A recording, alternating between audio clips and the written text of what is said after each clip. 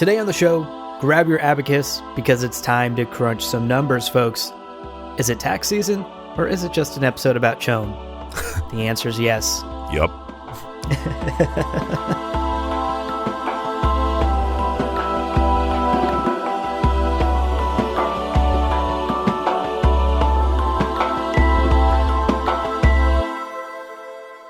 Welcome to Gamjabar, your guide to the iconic world of Dune.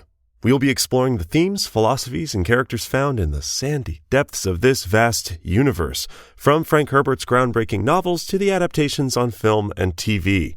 My name is Leo. And my name's Ober. And today we are talking about the Combine Honnete Ober Advanced Mercantiles. CHOAM. We're talking about CHOAM.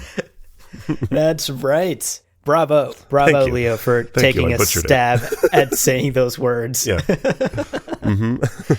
From henceforth referred to as CHOAM. Oh, please, thank you. Yeah, CHOAM. Just for everyone's sanity. Yes, we are doing an episode all about CHOAM. And what's interesting about today's topic is that this was an episode we weren't going to do until we got a listener suggestion from Anusha, who insisted that we must do an episode all about CHOAM because she's so fascinated by the economy of Dune. She is studying economics, and she asked us to do a Dune Economics 101 episode all about CHOAM. So if today's boring, blame her, not us. It's your fault, Anusha. Just kidding. That would be our fault in scripting it. But before we get into that heavy, laborious content, let's get through our housekeeping. That's right. Today's episode is 100% spoiler-free. We're talking early Empire stuff, so we won't even be getting near the life and times of sweet Timothy Chalamet Paul Atreides. Listen on with confidence. Learn a little about economics. That's right. And look, if you have a great episode idea like Anusha, write to us. gamjabarpodcast@gmail.com. We love hearing your suggestions. A lot of our episodes we do because listeners ask us to. Right. We also love to get your memes, cute photos of your pets, and updates about how many friends you have forced to listen to this podcast by now. Send all of that to gamjabarpodcast@gmail.com. Also known as the Gamjabar, the test of the Gamjabar. Right? What's in my earbuds? Pain. Yes. If you like what we do, also consider supporting us at patreon.com/Gamjabar. This show is a ton of work. Yeah. And our patrons honestly make it possible for us to put in the hours needed to make it as good as we can. And to that end, we want to take a moment and thank our incredible Kwisatz Haderach level members, Case Aiken and Nate Hyde. Fellas, based solely on your generosity, I'd like to offer you memberships in CHOAM. Oh, round of applause. Round of applause. Thank you, guys. We'll give you hefty shares in CHOAM. At least 5%. Yeah. Okay, to round out the housekeeping, a reminder that another great way to support the show beyond the Patreon is to check out our merch on gamjabarshop.com. Right. Look good, feel good, and help this show keep going. Indeed. What more could you ask for? More shares in CHOAM. Greedy. Well, with housekeeping out of the way, why talk about CHOAM? Well, there's a few answers. First of all, Anusha recommended that we talk about CHOAM. So here we are. Yes, a reminder to blame her for this episode. Yeah, gentle reminder. It's her fault. But also, CHOAM exists as one of the major checks and balances in the imperial politics of Dune. Right. And look, Duke Leto made it clear to us very early in the first book how important CHOAM is. Right. Here's a direct non-spoiler quote from the first Dune book. Right. Duke Leto says, quote, "Few products escape the CHOAM touch.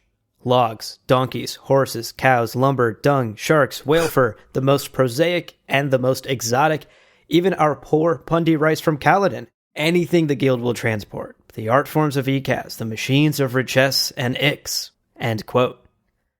So CHOAM has their hands in everything, in all commerce and all trade across the entire Imperium, and thus they play a critical role in the story and in this galaxy, which is funny because they are always in the background. Right. Yeah. In every major Dune book, they play a significant role in the background.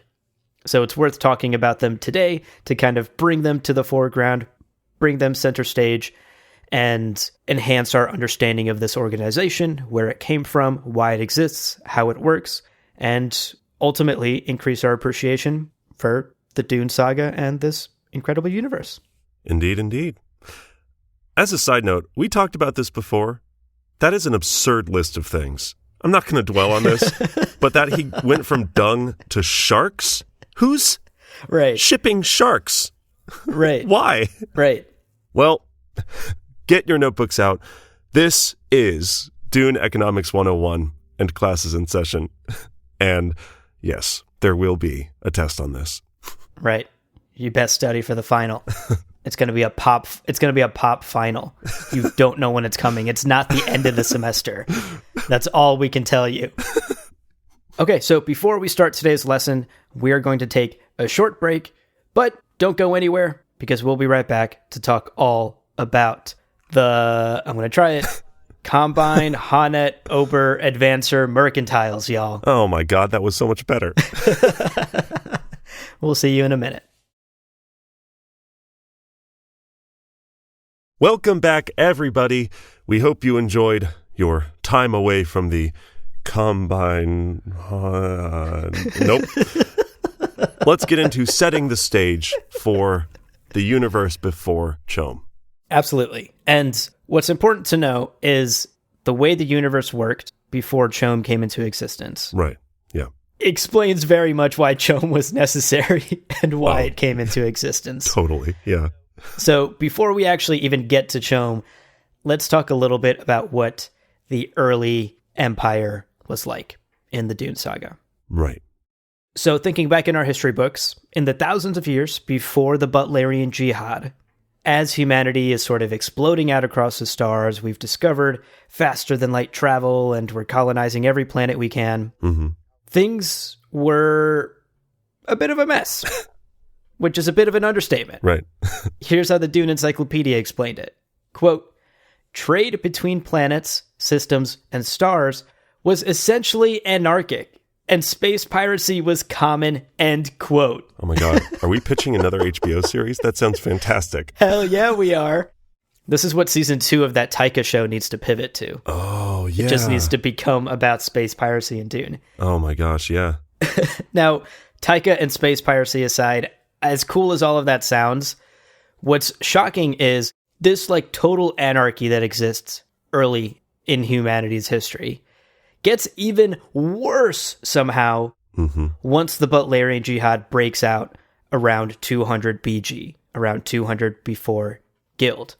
And remember, just to position ourselves on the timeline here, 200 BG is over 10,000 years before the first page of the Dune novel. I mean, all of the same instincts would be there, just now everything is slow and disconnected.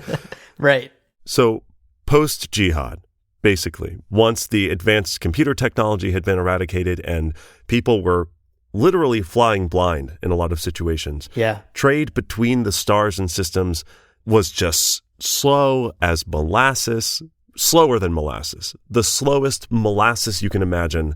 And also, maybe I've never bought molasses. Is molasses expensive? I don't know. It was slow and expensive. My ignorance around molasses value aside. Yeah. Wow. You just told on yourself when it comes to molasses, Leo. I've never bought it. Me neither. I can't give you shit for that. Someone write to us, gomjabarpodcast@gmail.com. How expensive is molasses? I could Google it. I could literally Google it. I'm not going to. Yeah. No, we'll wait for your email. Trade became expensive. Anusha, tell us. Trade became slow and expensive. And although material sold between planets was as varied as the worlds they were coming from, there was a quality that made certain goods better than others, right? Mm-hmm. If they were low in bulk and if they were really expensive, it was fantastic. Yeah. So my mind goes to NFTs and graded Pokemon cards. Your Black Lotuses really take off at that point. But that also means smaller things like gold, salt, spice, but like saffron and nutmeg, not melange. Things like that became really popular, which is kind of interesting. That parallels really ancient Terran, ancient Earth caravan routes. Yeah. These distant, wealthy cultures are trading only the like luxuries. And the Dune Encyclopedia gives us a few examples. Spices, right? Nutmeg or what? We have a joke, right, about nutmeg being the most expensive, the second most. It was oregano. Oh, it was from the Spice Melange episode. Oh my God. How annoyed I am at buying oregano because it's so pricey. Oh, it's so expensive. For such a small bottle. So that was number one. That was the number one thing, was oregano. And then jewelry, a lot of which came from the jewelry planet Hagal, which probably sounds better than it looks.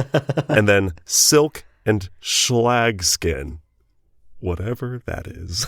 Schlag skin. Love a schlag skin pair of shoes. I love that. Now I desperately want to know more about Hagal and the jewelry planet. It's probably so boring.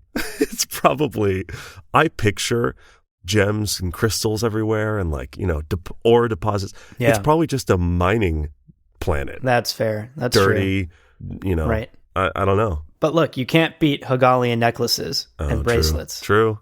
Every hookup begins with Hagal, as they say. Every hookup begins with Hagal. Okay, so let's fast forward a bit to the year 12 BG. Right. And this year is significant because a major event takes place. Right. Enter the Spacing Guild. Hey, we talked about onto the galactic stage. Yeah. We talked about this in our Spacing Guild episode. Go check that out to learn all about the origins of the guild. Right. But in 12 BG, they introduce themselves to the Empire, this fledgling Carino Empire, and they make a value proposition to the Emperor Saudir. Safe, reliable, faster than light travel. We can bring commerce and trade back to your new empire. Do you want that? You in or you out, buddy? Sounds good. Sounds like a good deal. And Emperor Saudir was like, holy shit. Trade is back on the menu, and so are nacho fries at Taco Bell? What? Am I the luckiest emperor ever, or what? I'm going to order some sharks right away. Now, this was monumental. This changed the game for the Empire. Right. The Emperor was a smart guy, though. He realized how monumental of a moment this was, how much the guild could change things forever, and he basically, took the moment by the balls. And it was like, we gotta figure this shit out. We gotta figure it out quick. So just 2 short years later, he organizes something called a financial synod. Oh, someone said in an email how to pronounce it, and I forgot. I'm looking it up. You look it up. I'll keep talking. So he organizes this financial synod on the planet Ararium IV in 10 BG. And Emperor Saudir invites all the stakeholders. The guild is going to be there, all the houses major and minor, which make up the Lancerod, and of course, the Imperial House itself, House Carino, the Emperor, and all its representatives. Right. Everyone's going to go to this, what is it? Synod. Synod? Synod. God damn it. Everyone's going to go to this synod and talk things through. Right. What is the future going to look like now that the guild is here? And to be clear, the stakes are high. Travel and trade, the two things that we've talked about being as slow and maybe as expensive as molasses. Watch molasses be super cheap. It's going to be a nightmare. All of that could change with the guild's arrival. The guild has the solution to that problem. And so the stakes are very high here, and people are here to angle for both political power, economic power, and of course, personal gain. Everyone has something to win and lose here at the synod. Right. Now, this financial synod, we mentioned in the Spacing Guild, and then we were like, let's put a pin in it. We'll talk about it later. Today's the day. We're taking that pin out. Let's talk about this multi-year mess of a synod between all of these stakeholders. You think you know what a messy synod looks like? Buckle up. This synod is messier.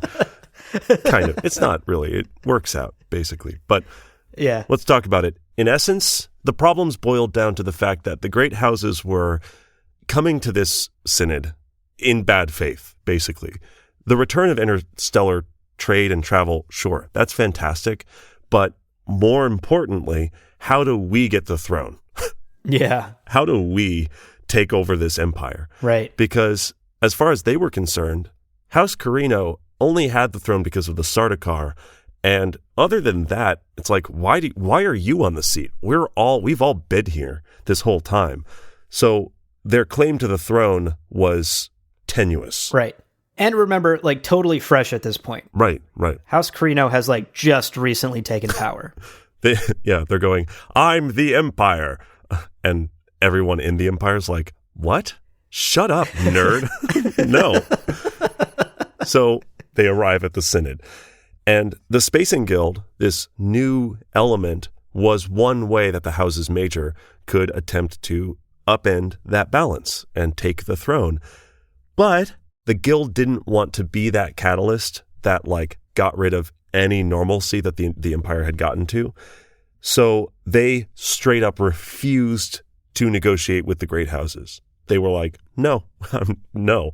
They kept leaving them on red. Yeah. Every message they got. They read it. Hell yeah. Did not respond. Good for them. Yeah, good for them, right? They don't need that kind of toxic energy in their life. Yeah. Know your worth, Spacing Guild. Oh my God, you're a 10 out here trying to get hollered at by a 4? No. This was years of deadlock. Nothing happened for years. And the Synod nearly fell apart, but was saved by an incredible move by Emperor Saudir and his officer, who I am going to say is pronounced Dioecides. Ooh, okay. I think. I like that pronunciation. It's a very, very Greek pronunciation. It looks very Greek. Right. What would you say? I was saying in my head just Dioecides. That's ignoring a letter. Every language ignores letters. Like, you're acting like... That's true. Like we just discovered that Synod, which has an O in right? it. Well, we'll be alternating on how to say his name. But you're right. Emperor Saudir and his chief financial officer, Dioecides Asatrades, not Atreides. Or Asatirades. Asatirades is how I think of it. Asatirades. That's better. I like that. Again, I think it's Dioecides Asatirades. That is like a fucking 6-syllable name. Asatirades nuts. Sorry. Asatirades nuts. It's very serious. It's very important. This is an episode about CHOAM, Leo. We're spending far too long on this one man's name. It's a good name. It's great. My firstborn will be named Nope. My firstborn. Dioecides. Dioecides Asatrades nuts. Asatirades. Asatirades. God damn it. I know. I'm going to stick with Dioecides.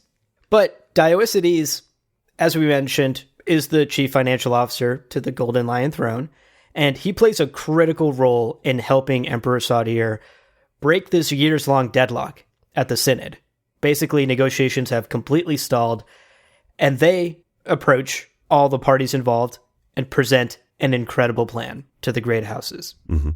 And that plan is the establishment of a thing called the Combine Honnete CHOAM, whatever, don't worry about it. CHOAM, it's the establishment of a thing called, with another name that we're all just going to call CHOAM instead. Yeah. And their elevator pitch was, hey, CHOAM is going to act as this interstellar and intersystem trade monopoly with the hand in all trade that happens in our empire.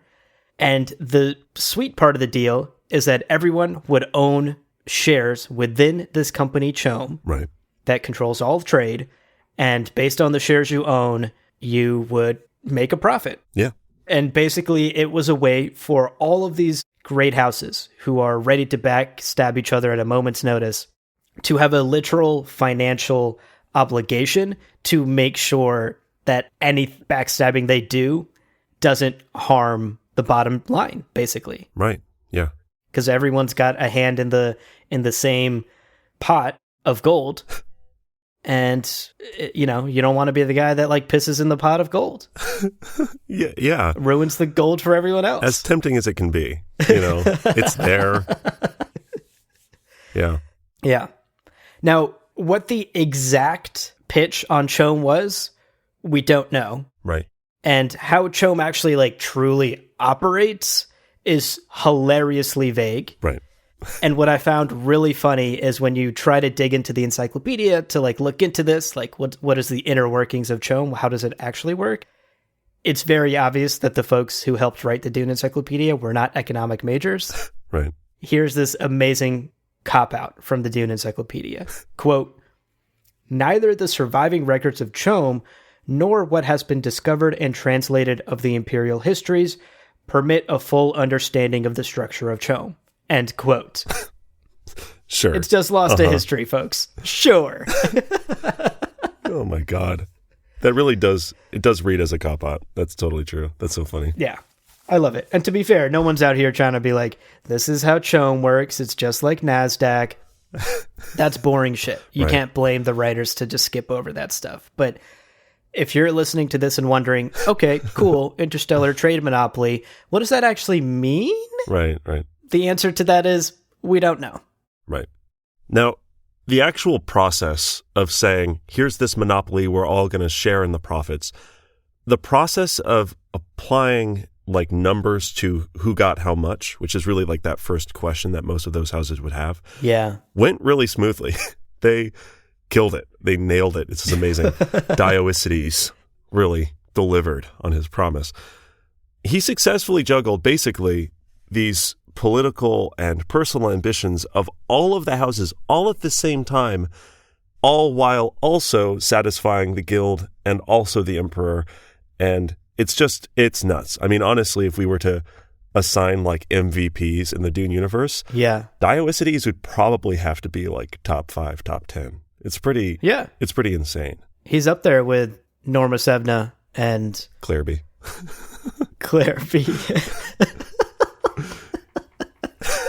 Okay, now I need to know what your top 5 is, because Clairby 4 times. Clairby's not in my top 5. Clairby 4 times, and then the 5th person's Esmar Tuick.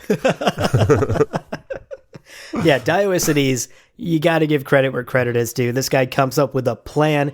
He somehow manages to make everyone in the room happy. Right. And somehow gets all of these people who have not been talking for years at this point to agree to this establishment of CHOAM. It's pretty incredible.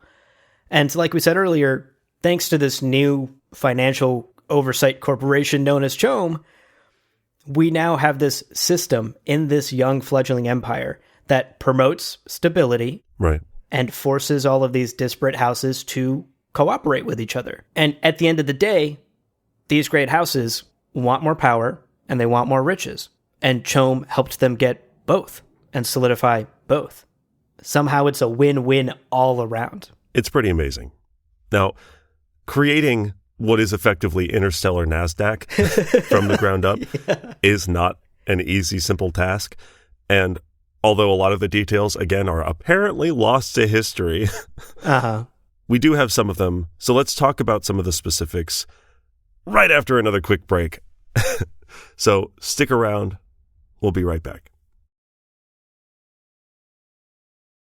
Welcome back, folks. I hope you've been taking studious notes. All of this will be on the final. No, we're not telling you when the final is. It's a pop final. It's a pop. It's not at the end of the semester. It could be tomorrow for all you know.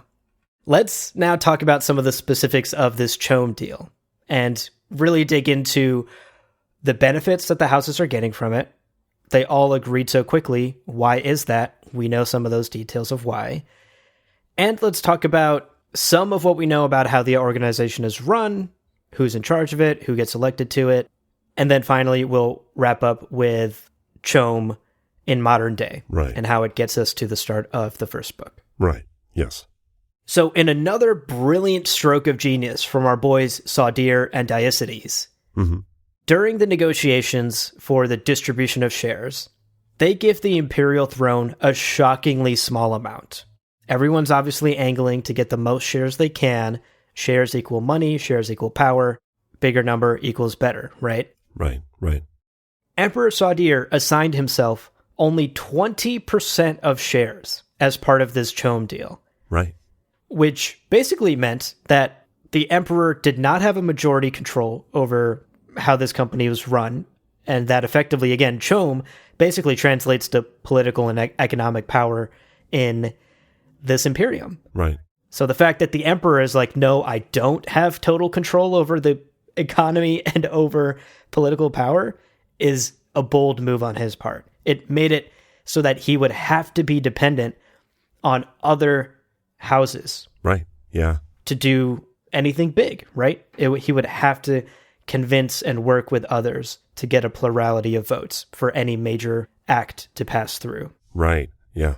This is also significant because the Dune Encyclopedia points out that the Emperor at this time technically had the economic and military might of almost all of the great houses combined. There's a reason House Carino climbed to the throne at this point in history. Right. They're the strongest.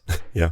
Quote, it was also clear to all that this percentage was far less than the Emperor had every right to. Right. End quote. Yeah. And what that quote makes clear to us there is that the Emperor probably was well within his rights to claim like 40%, probably even 50% of CHOAM shares. Mm-hmm. Like he certainly had the muscle to back that up, to back those numbers up, but he ended up going with 20%. And again, that's kind of brilliant on his part because I'm sure that bought a lot of goodwill from the houses that would have been naysayers to this plan to create CHOAM. Right. And it instantly convinced a lot of people that maybe this whole CHOAM thing is a great idea. Yeah. I'm sure there was some skepticism around the sales pitch. They're like, okay, how is this going to screw us over and get you a lot of money? Exactly. That idea of saying, no, this really is a collaborative organization that I will be beholden to is, yeah, that's powerful. That's amazing. Yeah. The Emperor's like putting a checks and balance on himself. Yeah. That's impressive. Now, the remaining shares, so there's that 20% goes to House Carino. The remaining shares would be distributed to the various powers based on the amount of trade executed over the last 10 years. And everyone, again, was like, yeah, okay, that sounds pretty fair. That sounds pretty good. Damn, that's like, no objections, I guess, that's Your Honor. Solid. Yeah, wow. Dioecides. Y'all are killing it. It's amazing. Yeah. I mean, it is safe to assume that no one in this era was pumping out amazing numbers, with maybe the exception of, like, again, graded Pokemon cards and NFTs. Nuts. They were so rich.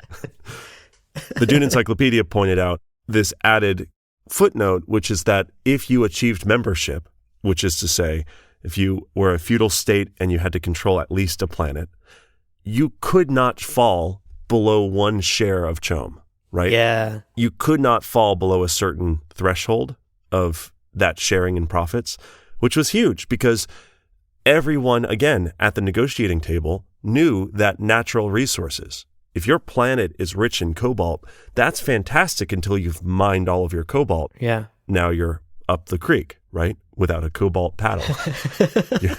Your pot of gold is there in the bathroom. It's a worrying place to be. And this allowed even those systems that had that kind of tenuous wealth and that possibility for trade, it gave them a reason to say yes as well, because it was basically guaranteed profits forever, so long as they were a certain threshold. Right. That's wild, right? Yeah. You buy into this thing, and then you're just forever in it. Yeah. At the very least, you'll have just 1 share. Yeah. And that is incredible. Like, I think of planet Hagal over there, who are mining their planet to death to create these Hagalian rings and necklaces. Right. Someday, that planet's going to run out of gems, but it doesn't matter. If they buy into CHOAM, when and if that planet does run out and the Hagalian jewelry business goes under, they will still have that 1 share in CHOAM, and they will still reap the profits from the CHOAM pool that their 1 share gives them. Right. It feels like a no-brainer, right? Like, I can imagine the great houses are sitting there hearing this plan and being like, okay, where's the catch? I'm waiting for the catch. Right. It's coming. It's going to come. And it just doesn't come.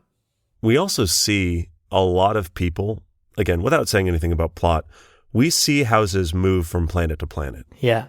And it's the sort of thing where you might have fiefdom over a planet that creates a lot of profit. That's great. That might change. Exactly. So let's go over some of the reasons. We broke down some of the specific reasons the houses liked this whole CHOAM deal. Right. And why it was so attractive to them. So let's break down some of these reasons. Reason number one is the Sardaukar. Right. We know how scary they are. We know what they've done for House Carino, how they've helped House Carino rise to power at this point, the greatest military might in the galaxy. And like you said earlier, as much as the great houses were vying for the throne, it's clear that trying to go up against the Sardaukar would mean catastrophic losses on all sides for the Imperial throne, for all the great houses. It would just wreck everyone's militaries and everyone's economies. Right. And buying into CHOAM was also a stability play by the Emperor. Here's a way to get everyone to cooperate. And it's clear that CHOAM had a stabilizing effect on the politics of this empire at this time. And it also made it so that war was basically avoidable because everyone's economies were so dependent on each other. Everyone was buying into the same pool. Right. Yeah. The second thing actually ties into that a bit, which is this closed economic system that people were buying into would, of course, benefit people who are part of the system, but it also served that alternate effect of anybody not in the system would struggle more because suddenly they weren't at the table participating in trade with all of the feudal powers who would come together as part of CHOAM. Yeah. Which is nuts. You have any amount of galactic power, and of course, one of your biggest concerns is, when am I going to lose it, and by what means? Right. Everyone at the table trading had reasons to play nice. Yeah. But also, those smaller powers that don't want to be beholden to kind of playing nice, well, now they're effectively embargoed. It's huge. And what CHOAM was doing, and what Dioecides was doing, was making it clear there's only one way to survive in this new economic reality of the Imperium. Yeah. Fall in line, obey the feudal systems that everybody else is beholden to, or slowly die out. Yeah. And we get a little quote from the Dune Encyclopedia here. Quote, "In closing intersystem and interstellar trade to non-feudal states, the Emperor offered an unequaled opportunity to the feudal powers to remove their most persistent worry." End quote. Yeah. I think what's interesting about that in particular is beyond just, like crime families that are too close to your capital city or just rogue barbarians of some sort. Right. To me, this also reads as you fall in line with our feudal system to buy into the economy, to buy into CHOAM. If you're thinking about anything along the lines of democracy, yeah, or a parliamentary system, right? Like it is also locking in the overall like political structure of this galaxy. Yeah, right. Right? Because if you are a independent state, an independent planet, let's say, who elects its leaders, or who has a governing body that's representative and elected, that's not how the Emperor doesn't want that, right? Right. You don't need ideas like that being pervasive in your fledgling young empire that you're trying to grow. And so CHOAM and the economy that CHOAM will thus control and be a monopoly over is almost a strong arm way of forcing out any other types of political thought that aren't, hey, this is the feudal system we've all agreed to. There are dukes, there are emperors, fall in line. Right. Yeah. Now, moving on from that, reason number 3 is that during the Synod, this is amazing, Sadir exposed rampant corruption and inefficiency in the economics of many of the great houses. How many of them were evading taxes and, under the table deals. There was a lot of black market money going around. And part of the CHOAM deal is everyone's books get audited. Right. Everyone's checkbooks get fucking balanced. We are double and triple checking all the math. Right. And this sort of transparency was amazing. Like it was almost this like deer in headlights caught by dad moment for a lot of the houses, because the Emperor basically shined a light on a lot of the corruption happening in the Empire. Yeah. And there is this absolutely savage bit of info from the Dune Encyclopedia about this that shows us, frankly, just how brilliant Emperor Sadir was. Quote, "The fiscal information for each of the participants was so accurate and so complete that it was clear to many of the states that the emperor had been aware for many years of extensive tax fraud on their part." End quote. Amazing. This is incredible. It's so good. He basically just shined a light on all the corruption he knew was already happening. And once again, in order to buy into CHOAM, you open up your books to audits. You are transparent about that. Man, yeah. And of course, that was a double-edged sword. For some people, this became a deer in headlights moment of, oh shit, now they know about our tax evasion. Right, yeah. And those people then had to fall in line. For other houses, it became an, oh shit, we're losing money because that guy's evading taxes. Tax evasion? That's allowed? It's not, it's not allowed. Right, that's why we weren't. What do you mean people have been doing it? What the fuck? Yeah. So the goody two-shoes houses are almost rewarded because they realize they've been losing out on money, and CHOAM just brought all of that to light. And so those houses could then demand to be paid their rightful share of money and their rightful taxes that bad house over there, the bad apple house, was evading. It's brilliant. It really is. Identifies for everybody all at once. Look at what a problem this system is right now. Look how awful this is. Here's how we fix it. Yeah. And then everyone knows, okay, it does suck that I have to pay my taxes now, whatever. But it does mean that that those 100 other houses that are not paying their taxes suddenly will be. Yeah. And okay, yeah, I do prefer that. Sure enough. Okay, great. Right. Exactly. Such a great point. Sure, you got caught in your lie, but so did everyone else. Right. Well, moving on to our fourth reason, there was also now a clear distinction between a great house and a minor house, right? Like a measurable, quantifiable difference. Yeah. The number of CHOAM shares you had and owned was synonymous, suddenly, with the amount of political and economic power that you were then kind of wielding, right? Mm-hmm. Mm-hmm. The great houses, they say, listen, you did a lot of trade this last 10 years. You are going to do a lot more trade because you're going to have this money that you can then invest in that sort of thing. It, in a lot of ways, cemented the sort of hierarchy that already existed, but made it harder for people to move up and down that ladder dramatically. Yeah. It was just a stabilizing force all around, keeping people where they are to some degree, but also just giving peace of mind for those people who were afraid of being, thrown down into the dirt and having everything taken from them. Yeah. Yeah. It really did just sort of cement who is in power, who is not. Right. And it made the social climbing harder to do, which, could be good or bad depending on how you look at it. For a fledgling young empire where shit is corrupt and people are stabbing each other in the back, I'm sure a little stability helped a lot of people sleep easier at night. Right. Totally. Okay, let's round out our reasons why people would join CHOAM with our final reason.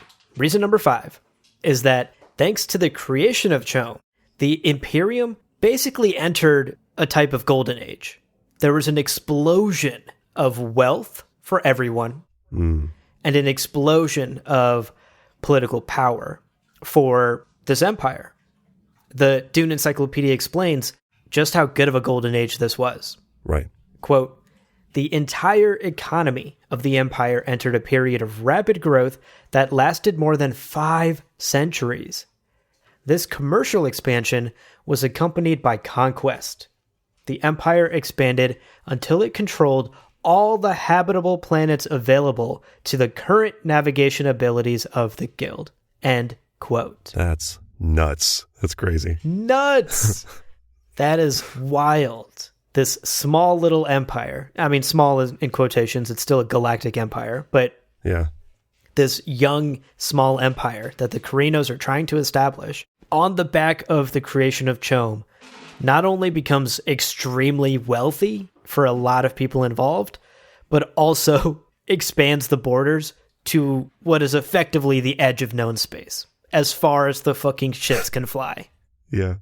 It's wild. And all of that is thanks to CHOAM. I mean, at this point, crystal clear why people would say yes. Right? Right. Like, man, if you were only afraid of the Sardaukar, well, here are some good reasons to join the conversation. That's pretty good. Mm-hmm. Let's pivot a little bit and let's talk about what we do know about CHOAM's structure. So people have said yes. They've been given this incredible sales pitch and they have all these reasons to say yes. But what exactly is that structure? Well, again, so much of it was lost to history, I guess. Right. Nevertheless, we do get some good details around the direction of the corporation. That's right. So at the start, when CHOAM was first established, the Landsraad High Council basically also acted as the board of directors for CHOAM. Right. And for a few decades, that was fine, and no one really had any issues with that, and it ran well enough. Yeah. But eventually, and I almost imagine this kind of happened naturally as CHOAM kind of found its place within this new empire. Eventually, the composition of this board of directors shifted less people from the Landsraad High Council and more towards people that reflected the, quote, distribution of economic power among the great houses, end quote. Right. Which makes a lot of sense to me. Like, the bigger economic powers are going to be the ones who have the muscle to join this board of directors, you know, to rise to that point where they are helping run CHOAM just because of how big their economies are. Yeah. I realized at this moment that I'm not exactly sure who the Landsraad High Council is. Yeah. I'm like, isn't that the same people as it? No, it's a shift? Okay. Yeah. We may just have to do a Landsraad episode. Right. Because certainly that is one of those things that as we were researching for this episode, as we were studying for this pop final, I realized that's a gap in my knowledge. So, I don't know. We'll look into it. Right. Don't worry. Nothing about the Landsraad High Council will be on the final. Right. That's next semester.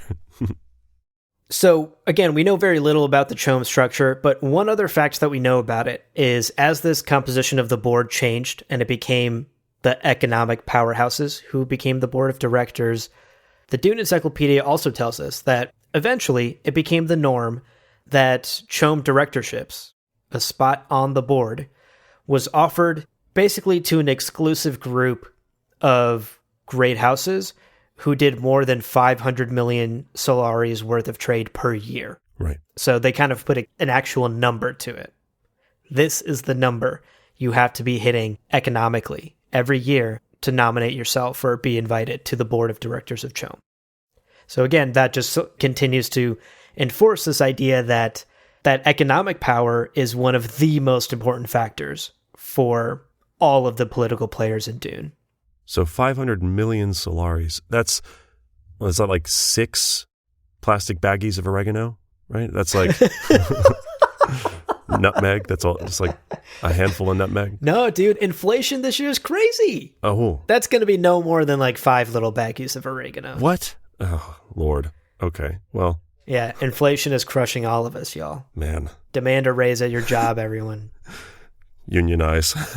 Bring down these oregano prices. Well, this golden era could not last forever, and ultimately, it wasn't all sunshine and daisies. Right. After that initial boom, growth began to slow after about 500 years, which is, still a huge amount of time. Not a bad run. Yeah. Yeah, not a bad run, all things considered. That's true. Could have been shorter. And it was around that time of stagnation that unrest really began to form within those smaller houses who had the least shares, because that dirty little secret that got all of the great houses on board, that this is cementing the social ladder. Well, that's great until you realize you're really fucking low on the social ladder. Yeah. And then you're like, wait a second, this sucks. Right. Maybe I should be a pirate. And you can imagine for the first 500 years, like, new planets are coming into the Imperium. CHOAM profits are always fucking green. The chart's always going up. Exciting. Even the little guys are making money. Like, everyone's excited. Yeah. And then 500 years later, there are no more planets to conquer. We've sort of hit the edge of the galaxy. The rich are getting richer, and the profits aren't exactly trickling down to the lowest people anymore. Yeah. Because the growth has stalled, right? And when the growth stalls, it's going to be the people at the top that are going to continue to make the money, and the people at the bottom won't see those profits anymore. Right. Yeah. Now, the Dune Encyclopedia tells us that based on incomplete records from around this time, around this stagnating time, some planets, like Ekaz and Harmonthep and Grumman, begin appearing in CHOAM records as independent voters.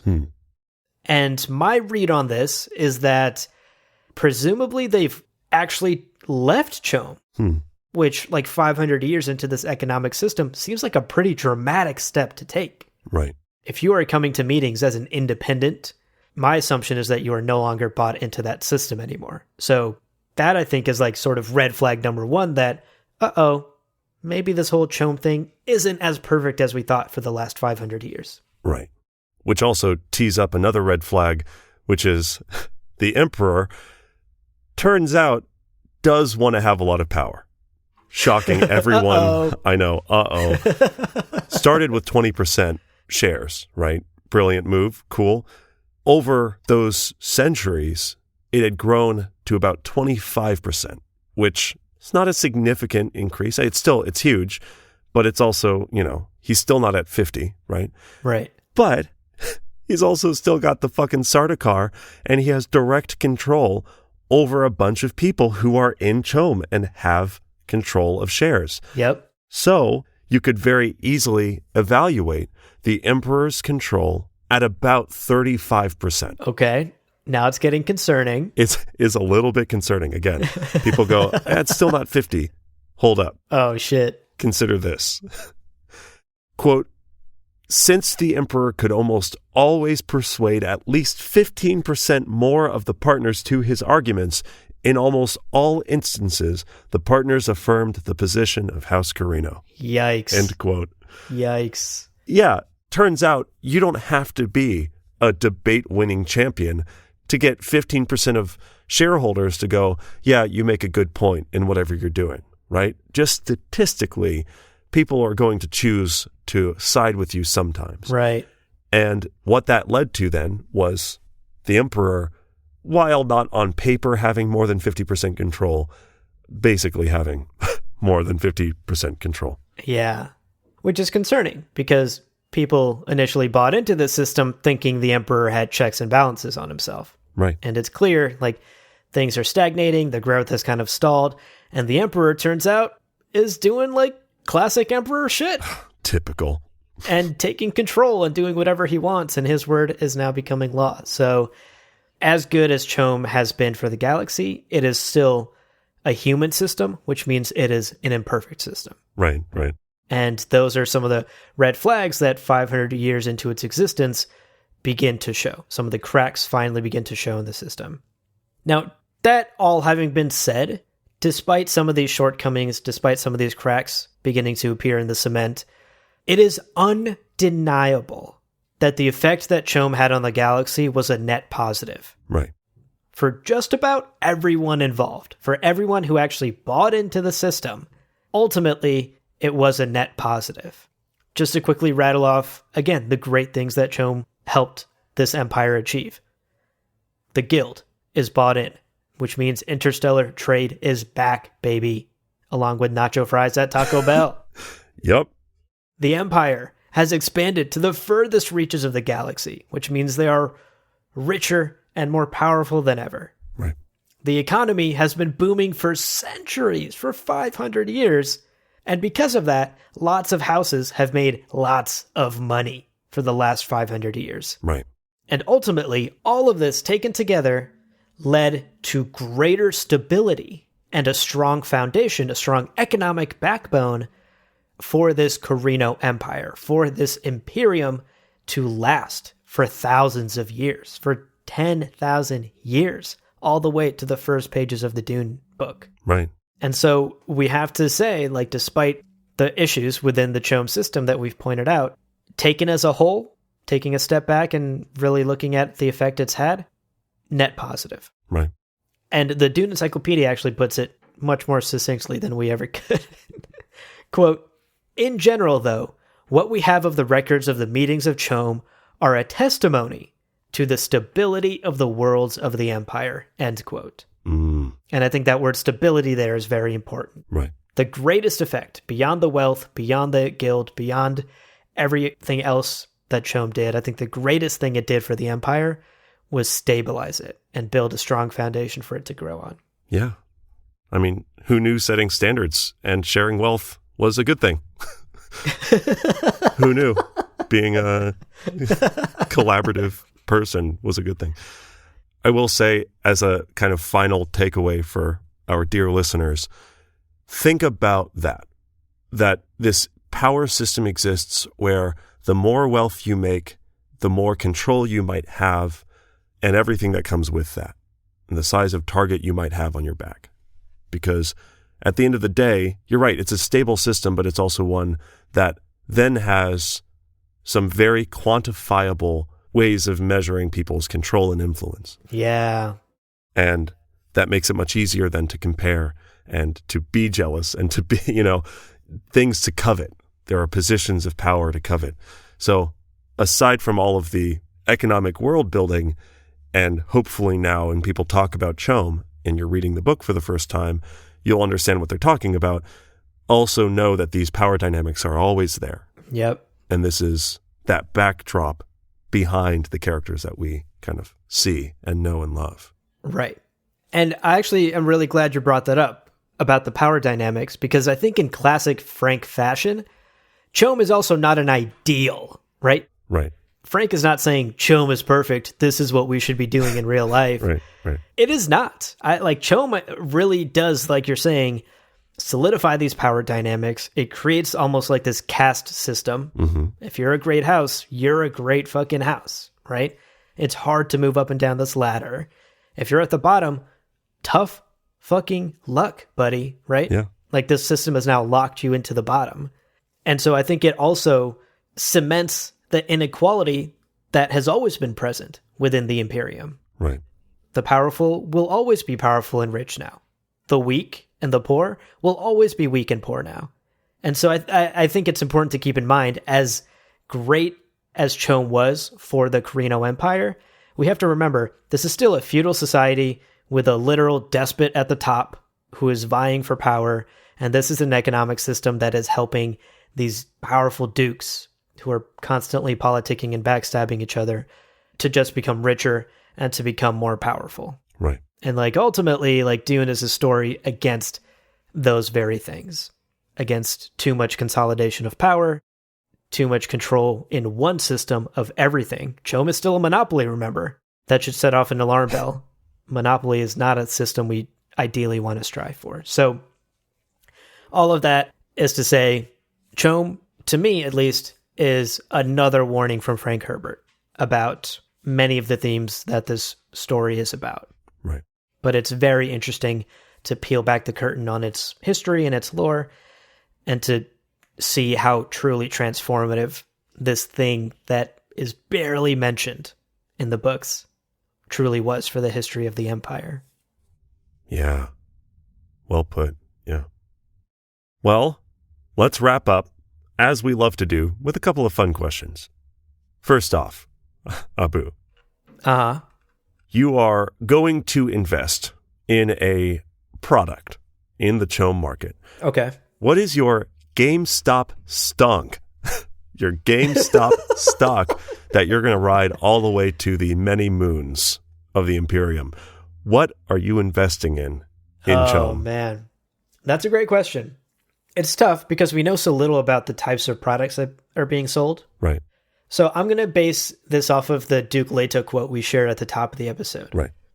Let's assume our options here are logs, donkeys, horses, cows, lumber, dung, shark, whale fur, and poor pundy rice. Right.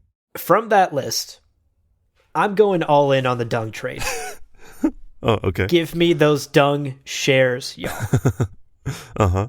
And my reasons are as follows. Sure. Everyone poops. True. Poop I read eternal. a book about that once.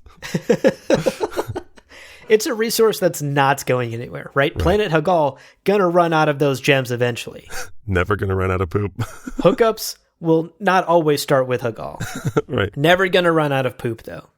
Right. Reason number one, poop will always be around. Sure. Reason number two, poop is sustainable and reusable. True. It can act as a fertilizer, and it fits neatly into the circle of life. Right. so I can feel good about investing in something ethical.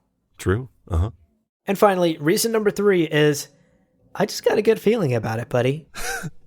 I understand that poop is ubiquitous, which could make those dung shares pretty low. Right. Like make them basically like penny worthless stocks. penny stocks. Yeah.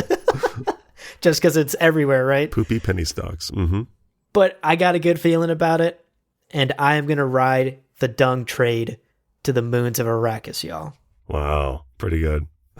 What about you? What are you investing in the CHOAM stock market? What's your game stock? Gosh, dung is a good answer. All of your reasons, they hold water, so to speak. Sharks is probably the best. Mm-hmm. Can't get enough of them. Love to order a few sharks on Amazon, so that's great. But you know what? I heard your point about the ethics. You want to invest in a product that you feel good about. Yeah. I'm going to go the exact opposite. Drugs. Hear me out. Crime syndicates. You'd rather invest in a product that makes you feel good. Oh, exactly. Literal, visceral, good feelings. Ethics out of the window, through the window. Yeah. Sustained ecstasy. Got it. Into the pot. Yeah. Timeless, sustained ecstasy. It just feels so good. And the pot's right there. The pot of gold. Yeah. Okay. Let's hear your reasons. Yeah. Listen, not glamorous, but people always do drugs. Yeah. It's steady. It's a steady business. Especially, times are good. People have got money to spend. They're going to spend it. Times are bad. People feel bad. They want to feel good, baby. Yeah. Not to mention, hey, small form factor. Almost as small as a graded Pokemon card. Lightweight. Easy to ship. This is a good combination, right? Yeah. Yep. And, that's basically all of my reasons. I don't think I need more than that. But also, Listen, Frank modeled a lot of his in-universe systems on real-world systems. This is the future of the actual world. The drug trade is a thing. Right. Clearly, people figured out how to make money from this. I'm not a creative dude. I'm not going to reinvent the wheel. It's going to be great. Yeah. I'm investing in poop. You're investing in Samuta. Yeah. I think we're both going to be really rich. I have a good feeling about it. Can't wait. It's going to be the smelliest parties that we throw. But enough Samuta and you don't even notice. Yeah. Yeah. So true. Okay. Let's end today on another fun question. Sure. Leo, if one of those independent voters on ECAS, after they've left CHOAM, decided, fuck CHOAM, I'm going to create my own cryptocurrency. Mm-hmm. What do you think they'd call it? What are some options for an ECAS crypto?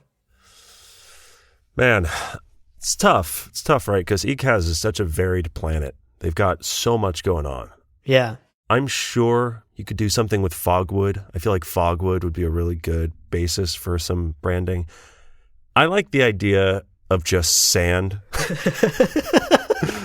Arrakis was discovered before the pages of Dune.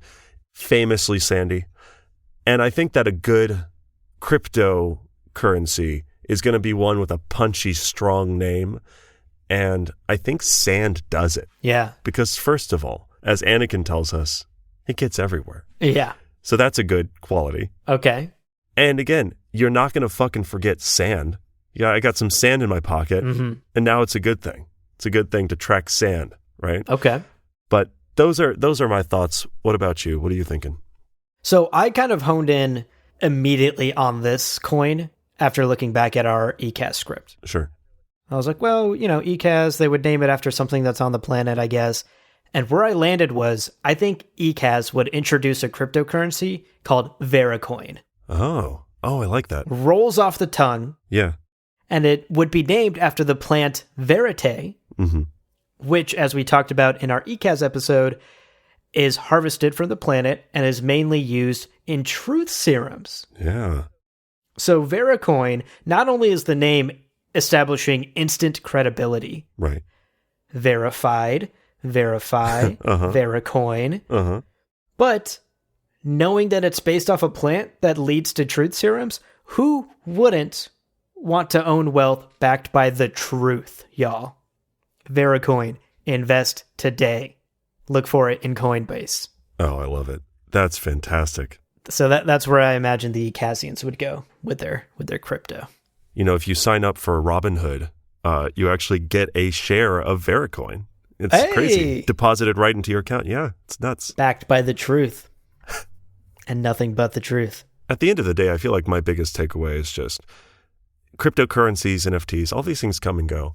But there is one product that will just is forever. Yeah. Is eternal. We all know what it is. Yeah, we'll say it on the count of 3. Yeah. 3, 2, 1, and we'll say it, okay? Yep. Okay. 3, 2, 1. Drugs. Sharks. Okay, got it. Should have coordinated that a bit better. Nailed it. 100%. Perfect.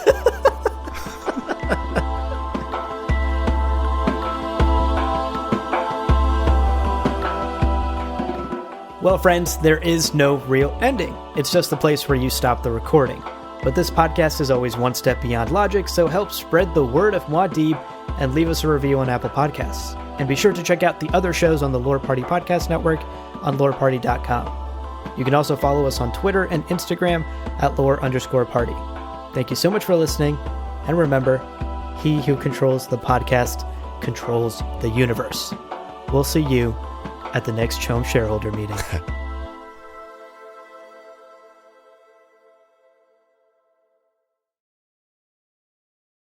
It's going to be a pop final. You don't know when it's coming. It's not the end of the semester. That's all we can tell you. Pop midterms. Pop mid. Oh my God, words. Pop midterm. Nope. I'm abandoning ship. I'm not going to say it. Okay.